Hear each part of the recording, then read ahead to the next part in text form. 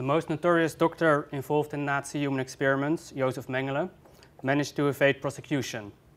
Additionally, there was only a small group of perpetrators prosecuted at the Nuremberg medical trial.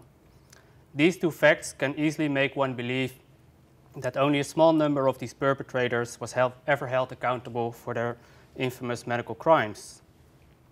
The Nuremberg doctors' trial stands out as the major trial in which perpetrators of coerced medical research were prosecuted. However, these perpetrators were also brought to justice in other cases. Research on this topic has mainly focused on the doctors' trial, the defendants, and the moral implications of their actions and defense statements. Examples of this approach are the monograph by Paul Weintling and the volume edited by Angelika Ebbinghaus and Klaus Dörner. Until date, no study exists in which the prosecution of Nazi doctors as perpetrators of human experiments is comparatively analyzed. I will, therefore, compare various trials under American, British, and German jurisdiction and address three topics: the number of prosecuted doctors and their convictions, the legal vehicle chosen for their indictment, and the verdicts, answering the question whether the verdicts were just in the sense that they seem appropriate in relation to the number of human casualties caused by the doctors. All in all, the prosecution of this type of perpetrator seems to have been relatively successful. Out of the 265 known perpetrators of coerced medical research that have been identified by Professor Weintling, 72 were prosecuted, which is 27%. This is high compared to the 3.8 per mil prosecuted perpetrators of the Holocaust in general. In the end, 60 Nazi doctors were convicted, ranging from death sentence to a few years imprisonment on probation. So 22% of the total number of perpetrators of Nazi coerced medical research was convicted for their crimes. This is high compared to the 2.36 per mil conviction rate of perpetrators of the Holocaust. Looking at the success rate of cases brought before courts, trials against Nazi doctors have a success, that is to say, a conviction rate of 83%, whereas trials against Holocaust perpetrators in general have had a conviction rate of 62%. What can explain these relatively high numbers? First of all, Nazi doctors had relatively safe jobs, particularly compared to the Germans at the front.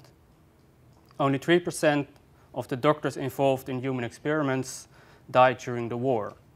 Second, it seems that these doctors considered themselves safe in post-war Germany. Many of them returned home and publicly continued their professional life. This made it rather easy for the authorities to track them down. The last reason is the public awareness of the human experiments. Victim associations played a crucial role in this. In some cases, they even campaigned for legal action and filed charges against the suspects. The prosecution of Nazi perpetrators by the Allies during the immediate post-war years marked the genesis of international criminal law. Prosecutors and judges from Allied countries worked in a foreign country. Legal proceedings were based on their own national law system, however. Prosecution during this early experimental phase was rather difficult, which, according to Istvan Diak, led to, and I quote, illogical proceedings. Both the United States and Great Britain held trials in which the former staff of concentration camps was indicted. In some trials, Nazi doctors were among the defendants. Two of these trials, the Dachau trial organized by the Americans and the Hamburg-Ravensbrück trial done by the British, will be discussed here. The similarities in the definition of jurisdiction are striking. Both courts only prosecuted war crimes committed against citizens of Allied countries, and furthermore, only war crimes that had been committed from the moment the respective country was officially at war with Nazi Germany could be prosecuted. Finally, both prosecutors used legal concepts of joint responsibility of the former camp staff to prosecute these individuals. Late 1945, an American military court prosecuted Klaus Schilling, who you can see here on the picture, together with 39 other former staff members of Dachau concentration camp. Schilling had conducted malaria experiments there. Chief Prosecutor William Denson accused all 40 men of a common design of willfully and deliberately committing crimes such as cruelty, torture, murder, mistreatment, starvation, and humiliation against civilians and prisoners of war in Dachau. Applying common design gave Denson the possibility holding everyone who had worked in the concentration camp responsible for the crimes committed there. Common design worked in both ways. On the one hand, Schilling was charged with all violations of law committed at Dachau, including those not committed by him, and on the other hand, the staff of the concentration camp that had not been involved in the experiments was also charged with these crimes. Next to the charge of common design, the prosecution also looked at the individual culpability of the defendants. On 13 December 1945, the court convicted Schilling to death for his human experiments on the basis of common design. Only 7 months after the end of the war, the first Nazi doctor was convicted for medical crimes. 3 Nazi doctors involved in experiments on humans were among the 16 defendants at the Hamburg-Ravensbrück trial. Gerrit Schidlowsky, who had been responsible for the administration of the experiments, Percival Treite, who had conducted forced sterilizations on Roma girls, and Rolf Rosenthal, who had assisted in the experiments and had conducted forced abortions. The legal mechanism of this trial was the royal warrant, and you can see the defendants here. The royal warrant defined that war criminals were a group or unit of men who together in a concerted action had committed war crimes.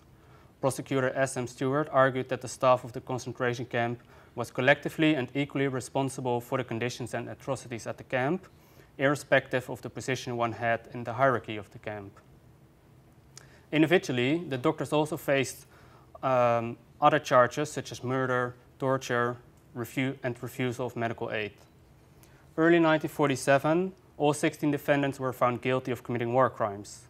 The court determined that the individual guilt by the extent to which the defendants had committed and/or contributed to war crimes.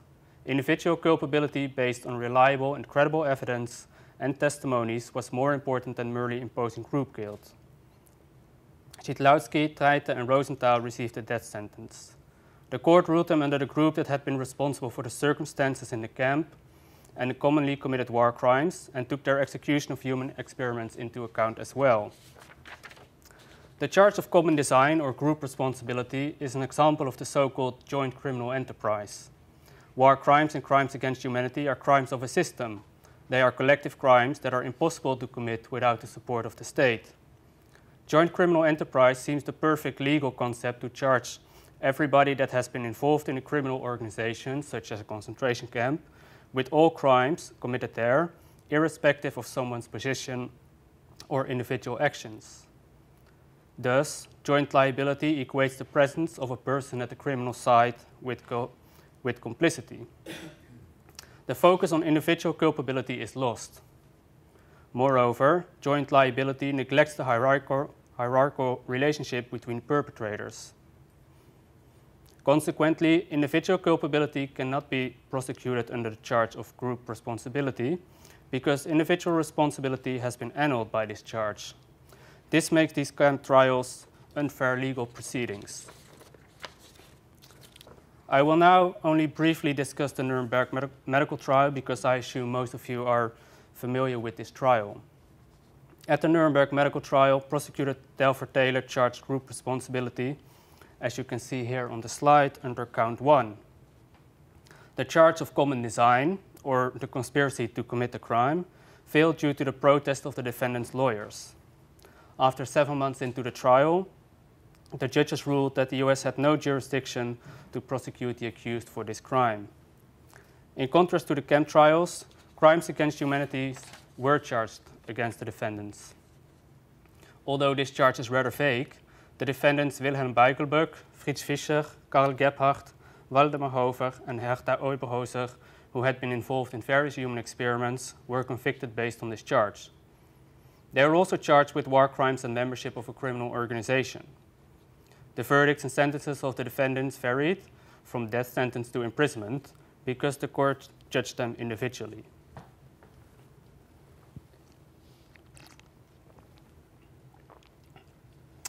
The Nuremberg medical trial had implications for another trial under American jurisdiction. Rudolf Brachtel had executed a tuberculosis experiment and liver punctures in Dachau, and he had been Schilling's assistant at the malaria experiment. An American military court prosecuted Brachtel in an individual trial in late 1947. However, the trial ended in an acquittal because of political reasons.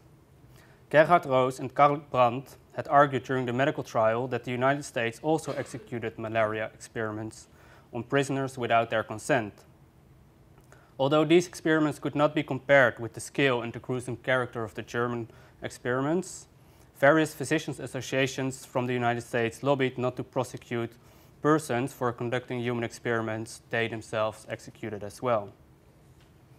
Whereas Schilling had been convicted 2 years earlier to death for the malaria experiments, and other Nazi doctors had been sentenced to death or imprisonment just a few months earlier, Brachtel was acquitted.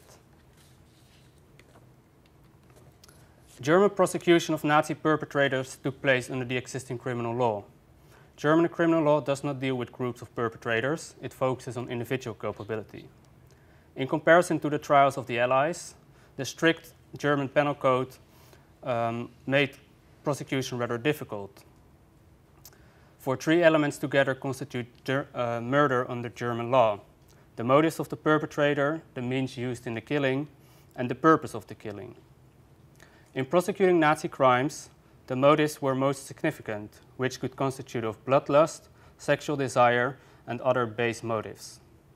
Base motives are judged as those which are ethically particularly despicable, in most trials against Nazis defined as race hatred. Furthermore, individual initiative and the knowledge of the illegality of the act had to be demonstrated in the courtroom. A Polish People Tribunal had convicted Johann Kremer to life imprisonment for his work as a doctor in Auschwitz. He was released in 1958. He returned to Münster, where the German authorities arrested him.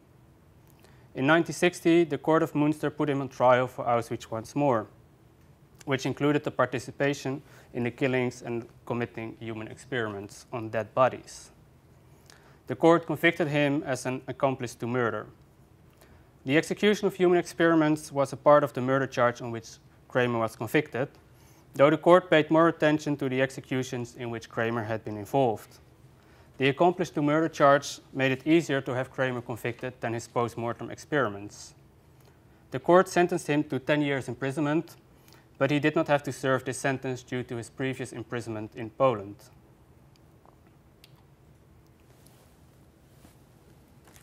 The last trial to be discussed here is that of Bruno Beger, whom you see here together with his lawyer Fritz Steinacker. The anthropologist Beger had selected 86 persons in Auschwitz destined to be used for the Jewish skeleton collection of August Hirt. The trial against him was held before the court in Frankfurt and started in October 1970. After a complex trial, the court convicted Beger in April 1971 of being an accomplice in the murder of 86 Jews in the gas chamber at Natzweiler. The court ruled that the killing of the Jews met the charge of murder because it was done out of base motives. The court was unable to determine if Beger had acted out of base motives as well. However, the court judged the fact that he had been aware of the crime to its full extent made him an accomplice. Furthermore, Beger knew that the killing of the Jews was against the law.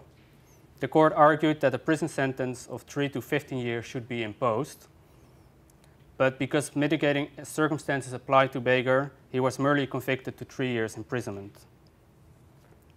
The final aspect to be discussed here are the sentences that have been imposed. The question arises what seems as a just sentence for executing human experiments. A few matters should be taken into account. The first issue is the power of negotiation of ordinary people within a totalitarian state. For many ordinary people, it's quite difficult to confront or withdraw from the imperatives to comply. However, this does not apply to the Nazi doctors. Almost all of them voluntarily executed human experiments.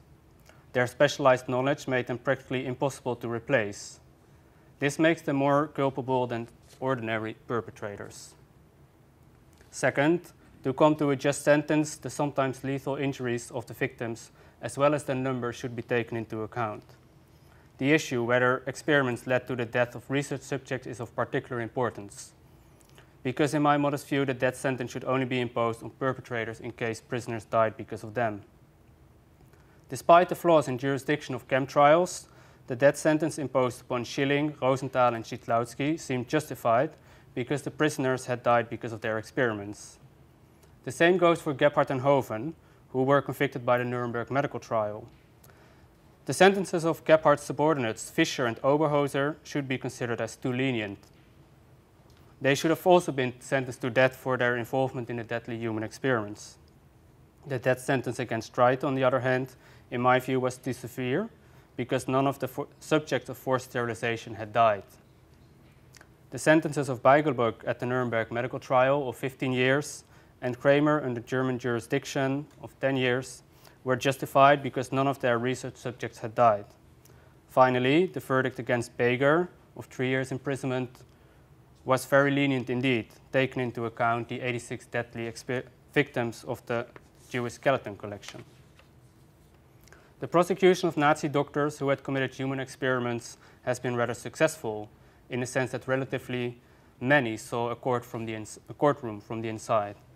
In general, doctors prosecuted by the Allies directly after the war were handed higher sentences than the ones prosecuted by West Germany at a later date.